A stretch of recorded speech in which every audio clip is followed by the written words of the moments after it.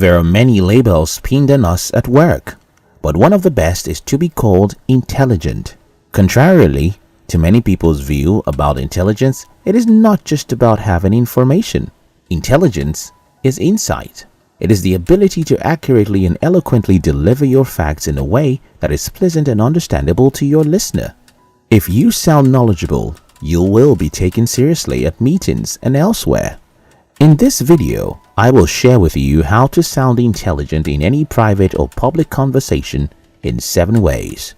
1. Don't make assumptions.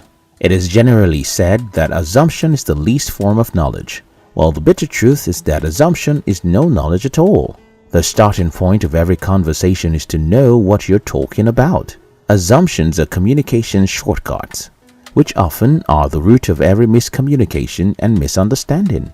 We assume that people know what we mean. We think that people interpret things the same way we do. We believe that we have been clear enough. These assumptions, however, do not portray us as astute.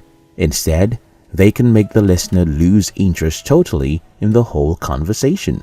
Besides, how would you feel about a person who from the beginning of the end of a conversation makes statements without facts to bolster them? Let me guess, an annoying blabber or an empty drum that makes noise. If you want to be perceived as an intelligent person in any conversation, you must learn to talk with facts. Do your research about the subject of discussion and make coherent remarks.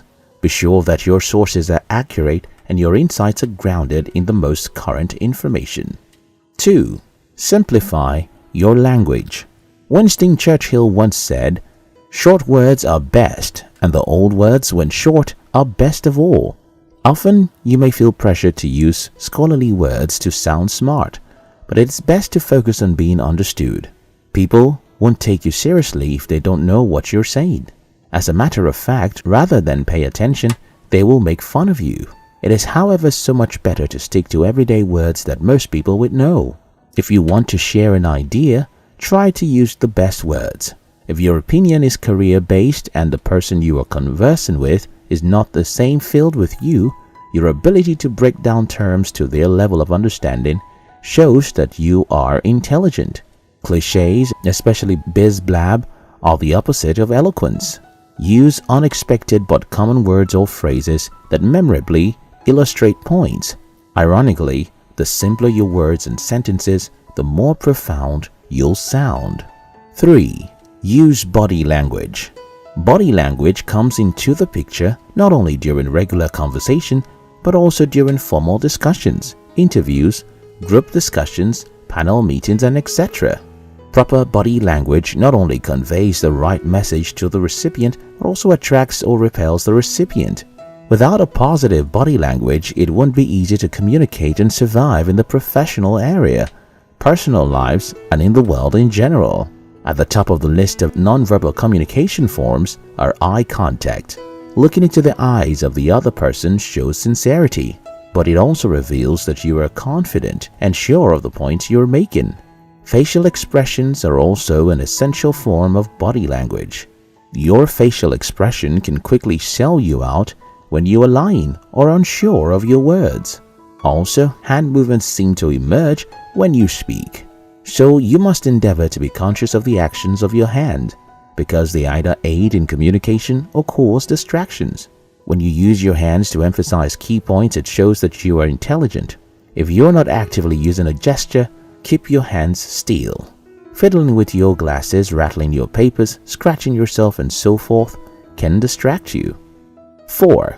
Speak out, but don't shout. Have you ever almost fallen asleep while having a conversation with someone? Talking to someone in a low tone does not just tend to make a person fall asleep. It also shows that you are not even interested in the conversation. When having a conversation with someone, speak loud enough for your listener to hear you without having to strain their ears. On the other hand, don't talk as though you are trying to force your points on the other person. Avoid raising your voice, except if it is for emphasis sake. Speaking with low energy in your tone makes it seem like you are not even sure if what you are saying is correct. Also, talking too loudly shows disrespect and may cause your listener not to want to listen to you anymore. Thus, any of the two tones, too high or too low, is not an intelligent way to converse. 5. Use pauses to create emphasis. Silence is not just golden. It is also the crowning glory of sound dialogue. Instead of just blabbing fast like someone who has hot food in his mouth, try taking short breaks during conversations. Carefully applying commas and full stops while speaking shows that you are eloquent, smart, and have an understanding of your narration. For example, a slight pause before you are about to say something important creates suspense. It makes the other person to be more interested in what you want to say and to hang on your every word. Similarly, a pause after you have said something important emphasizes its importance and gives your listener a moment to reflect on its importance. Besides that, giving the listener a moment to reflect, making pauses during conversation enables you to ascertain if the listener's attention is still concentrated on you or if they are no longer listening to you. This is a smart way of conversing. 6. Use active sentences. When the subject of your sentence acts, it's called active voice, while passive voice happens when your subject receives the work. Generally, active voice is better, even in writing, because it's more concrete and concise than passive voice, which is usually vague. Practice phrasing your sentences so the subject is always acting.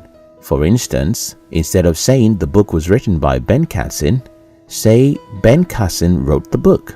The first statement is a passive voice that places the subject Ben Cassin on the receiving end, rather than the performing side.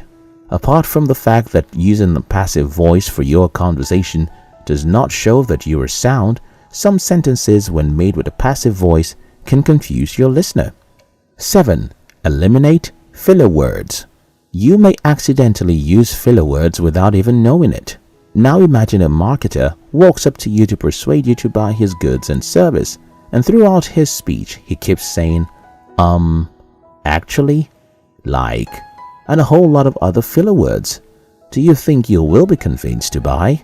Using filler words once or twice in a conversation is not out of place. However, when you use it too often, it spoils the whole discussion. Using filler words in an interview is unnecessary.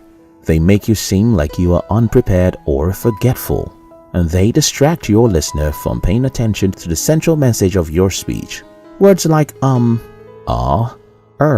like, and make you sound uninformed, even though you might know a lot about what you're talking about. While it is hard to stop using these words, the good news about filler words is that once we become aware that we're using them, they will go away quickly. If you can eliminate filler words, you will be better in your communication. You don't need a vast vocabulary to sound smart in a conversation. Instead, focus on presenting your ideas clearly and understandably. With a few new habits, you can impress your friends, outshine your fellow students, or make waves at work.